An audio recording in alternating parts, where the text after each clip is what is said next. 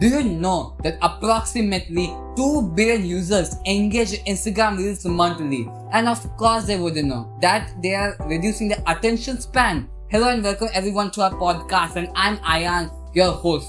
Well, 2 billion users per month. It's not a joke. Today we are here to talk about a serious and one of the topics which should be spread to each and every person out there in this world, the reality of Reels. People think it's fun to watch it. Well, it is, but not for long. For lasting happiness, you need to find another source of fulfillment. Let's welcome our guest of the show today, Vidyut Prabhakaran. Hello everyone. Vidyut, 2 billion users. That's actually the number. Yeah, and also the other day I read a Times of India article which was about a nursing student's addiction with reels. So basically, she used to spend 12 hours a day on her phone. Just to gain more reel watching time, she intentionally fractured her right hand to avoid sitting for her nursing exams. Oh man, that's the impact. You're not attending an important exam just to scroll reels.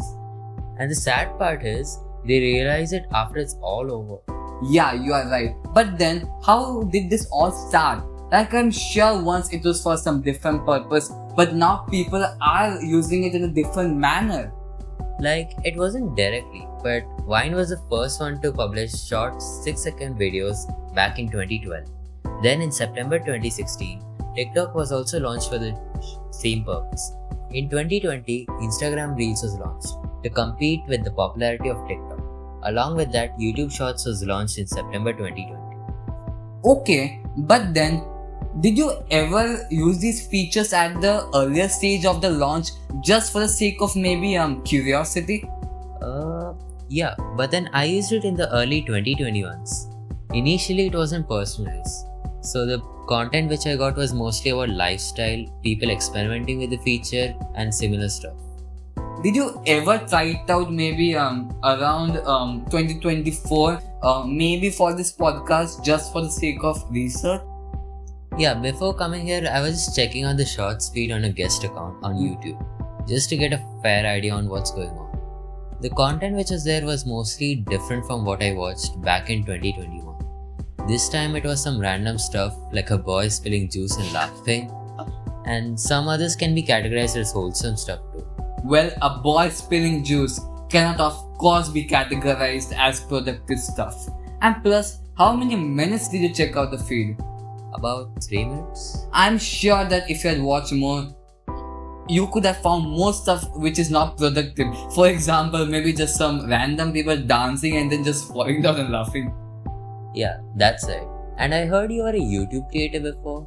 Can you explain to us how the YouTube Shorts algorithm works? Yeah, indeed, I was a YouTube creator 2 years ago. So basically, what I got to know is that when a short is posted, the YouTube algorithm initially suggested to a random feed audience.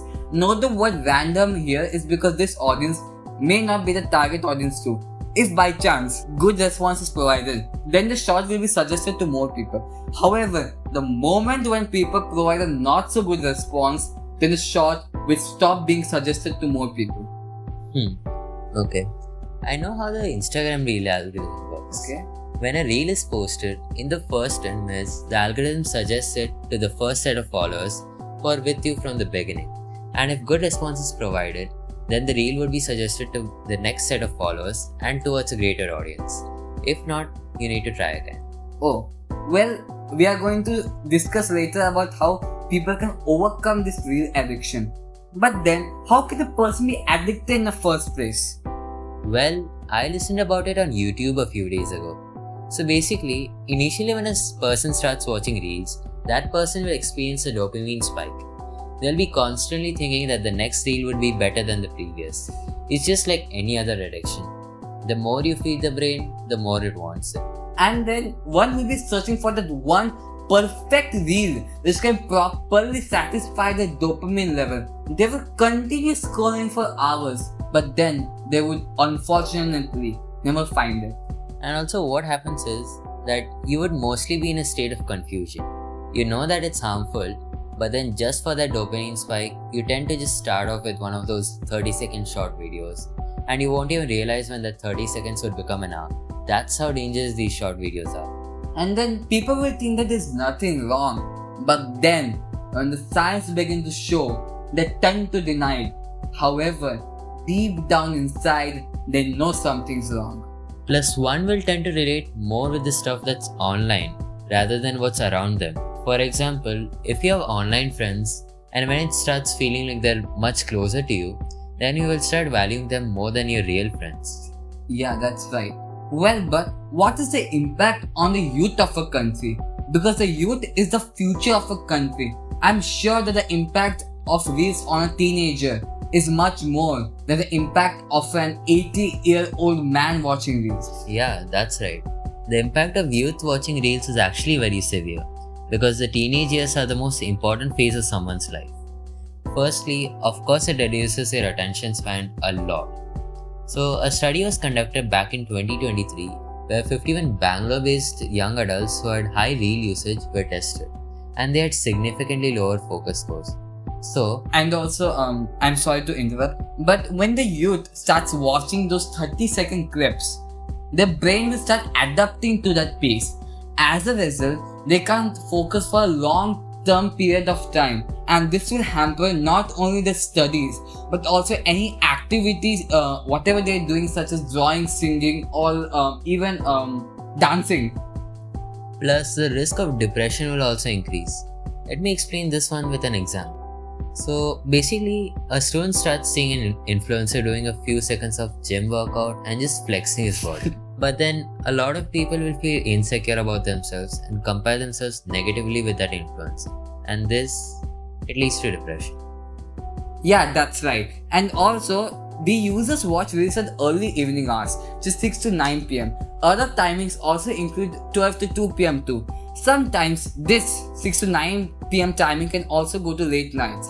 And also, as per Dr. Kishore, a general physician from Pune, the blue light which is emitted from the mobile screens reduces melatonin secretion, which in fact delays sleep onset. This disruption keeps the brain active, leading to poorer sleep quality. Also, can you explain what's melatonin secretion? Melatonin is a hormone that's an important part of your ability to sleep. The pineal gland produces the hormone. Also, one thing common for the reel watchers is the fear of missing out. When one of your creators would be posting many reels the day when you will be at school or work, then you'd be constantly thinking about that while you're there. This is an example of fear of missing out. Also, one important thing which we missed is the impact of influencers, because they're the ones making the reels and causing all the damage.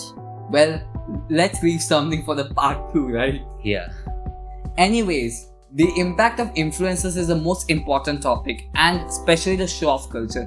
Their life is half true. Well, let's leave it off for today, guys. Thank you for being a lovely audience. All the sources of the information are in the description below. Let's meet in part 2. Until then, goodbye.